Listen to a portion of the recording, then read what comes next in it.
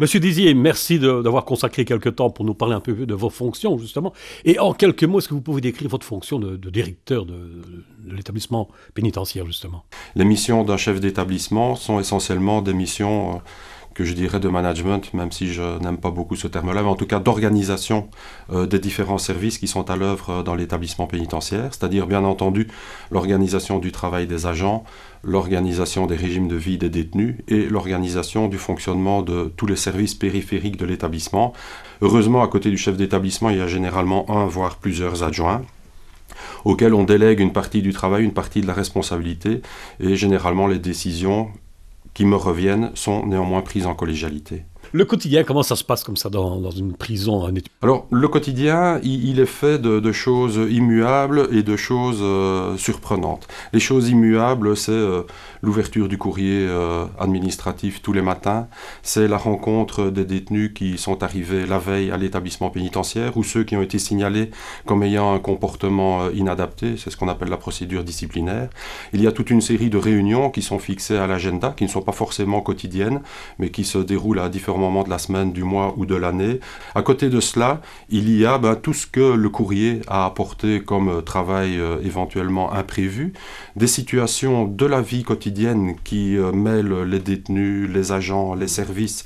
Ce sont des familles de détenus à rencontrer, ce sont des agents à rencontrer parce qu'ils peuvent rencontrer des problèmes professionnels, mais parfois aussi des problèmes privés ayant des conséquences sur le travail.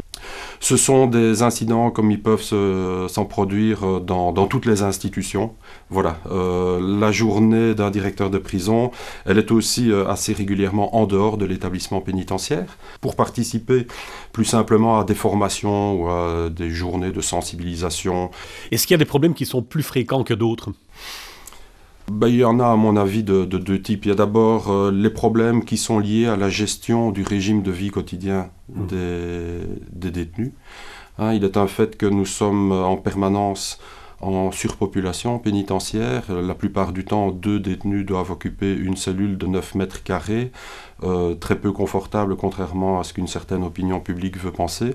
Donc cette promiscuité génère des tensions, des pressions qui rejaillissent sur le personnel. Et il y a parfois des frictions, le plus souvent verbales, mais parfois aussi physiques, entre détenus et agents. Et là, il faut intervenir aussi rapidement que possible. Ça, je dirais, c'est probablement le problème le plus présent. Le second problème est plutôt d'ordre administratif. Il revient au directeur de la prison d'émettre des avis concernant les permissions de sortie des détenus, les congés pénitentiaires, les libérations conditionnelles, et de soumettre ces avis, parce que le directeur ne décide de rien, mais de soumettre ces avis soit à l'administration pénitentiaire pour les sorties et les congés, soit au tribunal de l'application des peines pour les libérations. Et là, on se heurte le plus souvent à une conception qui est celle des directeurs de prison, qui est une conception de personnes directement confrontées aux détenus et à la réalité quotidienne d'une prison, et la friction par rapport à la décision prise par une instance administrative ou juridique, judiciaire, qui connaît le milieu, mais d'une manière assez différenciée. Alors, je voulais vous demander, est-ce que le système pénitentiaire actuel prépare à la réinsertion, justement, des criminels? Il faut savoir que par l'organisation politique et administrative de notre pays, l'État fédéral et les communautés se partagent des responsabilités différentes. Or, pour toute une série de raisons qu'il ne m'appartient pas de commenter, je constate qu'il y a un manque de moyens, de sorte que le détenu, pendant sa détention, en termes de réinsertion, est le plus souvent livré à lui-même. Donc j'ai tendance à dire qu'il y a des initiatives de réinsertion parce que la communauté fait des efforts. Ce sont des efforts malheureusement insuffisants en termes de réinsertion.